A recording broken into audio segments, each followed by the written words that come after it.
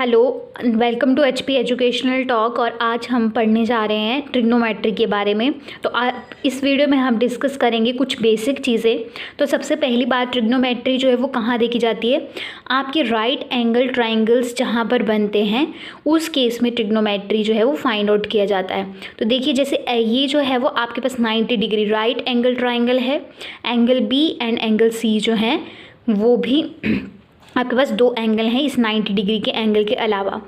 तो देखिए, A B जो है इसको बोलेंगे आप बेस, और बी सी जो है वो आपका आ जाएगा हाइपोटेन्यूज, और ए जो सी है ये आपका परपेंडिकुलर रहता है।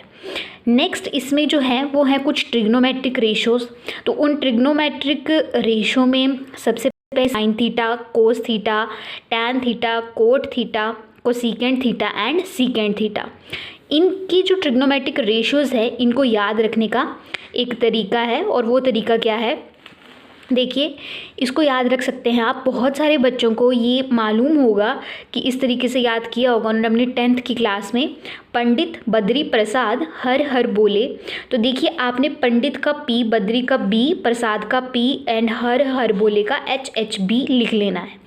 पर यहाँ पर ये जो पी बी पी है ये रिप्रेजेंट कर रहे हैं, पी जो है वो आपका परपेंडिकुलर है, बी बेस है और एच जो है वो हाइपोटेन्यूज है। तो चलिए अब निकालते हैं कुछ ट्रिग्नोमेट्रिक रेशियो। तो सबसे पहला है आपके पास साइन थीटा। साइन थीटा जो है वो होता है P upon H, perpendicular upon hypotenuse. तो आपको इसको याद करने का तरीका क्या है?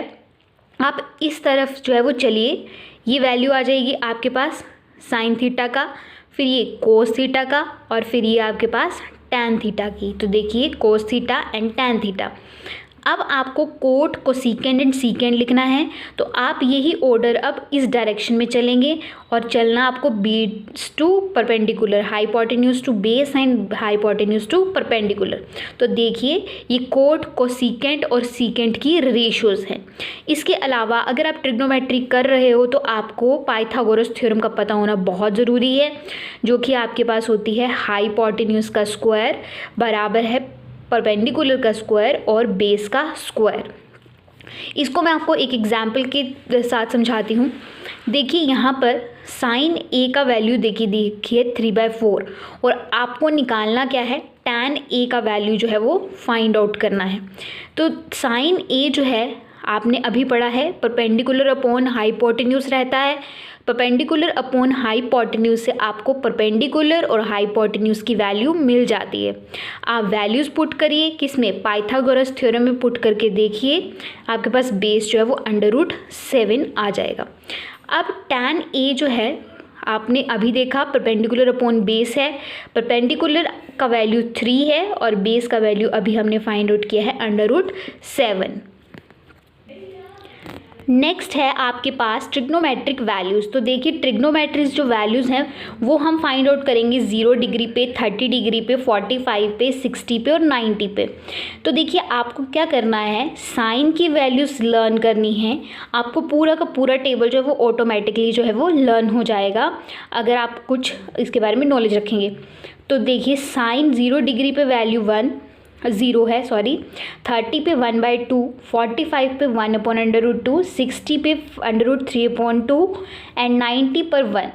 अब कोस को याद रखने का तरीका क्या है? जो भी वैल्यूज साइन की आई हैं, अब इन वैल्यूज़ को उल्टा करके लिख लीजिए। यहाँ पर जो वैल्यू 90 की है वो 0 की हो जाएगी, जो 60 की है वो 30 की हो जाएगी, जो 30 की है वो 60 की हो जाएगी। एक वैल्यू जो कि 45 की है ये सेम रहती है। ऐसे ही टैन थीटा जो है वो आपका होता है साइन अपॉन कोस। तो अगर आप 1/2 को डिवाइड करेंगे √3/2 से, जो कि मैंने यहाँ पर साइड पे किया भी है डिवाइड आपका, तो इसमें देखिए ये डिवाइड करके आता है 1/√3। तो यहाँ पर आपकी वैल्यू आती है टैन ए = 1/√3। तो इस तरीके से वैल्यूज़ निकाल लीजिए। अब कोट थीटा की वैल्यू, टैन थीटा की वैल्यूज़ को उल्टा जो है वो यहाँ से लिखना शुरू कर दीजिए। तो नॉट डिफाइंड √3, और ये वैल्यू जो है वो सेव रहेगी। नेक्स्ट है सीकेंट ए। सीकेंट ए आपका कोस का उल्टा होता है। तो √3/2 का उल्टा क्या हो जाएगा? 2/√3। इस तरीके से आपने वैल्यूज़ निकाल लीजिए।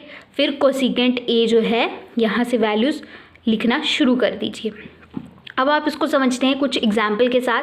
तो देखिए पहली एग्जाम्पल है, आपको इस इक्वेशन का वैल्यू फाइंड आउट करना है जो आपको दे के रखा है। तो आपको करना क्या है, वैल्यूज़ पुट कर दीजिए। tan 45 का वैल्यू जो है वो 1 है और cos 30 का वैल्यू जो है वो आपके पास √3/2 है। इसी तरीके से sin 60 की वैल्यू भी √3/2 है। जब आप इसको सॉल्व करोगे तो आपके पास आंसर मिलेगा आपको √2। इसके अलावा एक और क्वेश्चन जो है हम यहाँ पर डिस्कस करने वाले हैं वो है sin a - b। sin a - b जो है उसका 1/2 दे के रखा है इक्वेशन। एक इक्वेशन ये है, आपको एंगल a और एंगल b फाइंड आउट करना है। तो देखिए करिए क्या, आपको पता करना है साइन का वैल्यू कब होता है। तो जो टेबल ऊपर देखा है उस टेबल के बेसिस पर हमें पता है साइन की वैल्यू 1/2 होती है साइन 30 डिग्री पर। इस तरीके से ये साइन और साइन कट जाएंगे, a - b आपके पास 30 डिग्री आ जाएगा और कोस a + b का भी इसी तरीके से 60 डिग्री आ जाएगा। अब आप इक्वेशन 3 और 4 को सॉल्व कर लीजिए। मैंने यहाँ पर इन दोनों इक्वेशंस को ऐड किया है। ऐड करने के बाद a जो है 45 डिग्री आता है। फिर इसको इक्वेशन किसी भी एक इक्वेशन में, चाहे थर्ड इक्वेशन में पुट कर लीजिए चाहे फोर्थ इक्वेशन में। मैंने इसको इक्वेशन नंबर 4 में पुट किया है, तो यहाँ से b का वैल्यू आ गया 15 डिग्री। नेक्स्ट कुछ और आपके पास एंटिटीज़ है तो इनके ऊपर बात करते हैं। साइन 90 डिग्री जो है -θ = कोस होता है। कोस 90 - a = साइन ए होता है। तो देखिए यहाँ पर ये उल्टे हैं, अगर साइन है तो कोस हो जाएगा, कोस है तो साइन हो जाएगा, और टैन है तो कोट, कोट है तो टैन। तो इस तरीके से आप इनको लर्न कर सकते हैं। देखिए इसको एग्जाम्पल के साथ समझते हैं। आपको tan 65/cot 25 का वैल्यू फाइंड आउट करना है। आप 65 को बदल के लिख सकते हैं 90 - 25, क्योंकि आप इसमें से माइनस करोगे तो 65 ही बन जाएगा। बट tan के ऊपर ये प्रॉपर्टी अप्लाई होती है। tan 90 - a जो है वो आपका हो जाएगा कोट के 25, tan बदल जाएगा आपका कोट में और ये आपकी वैल्यू आ जाएगी 1।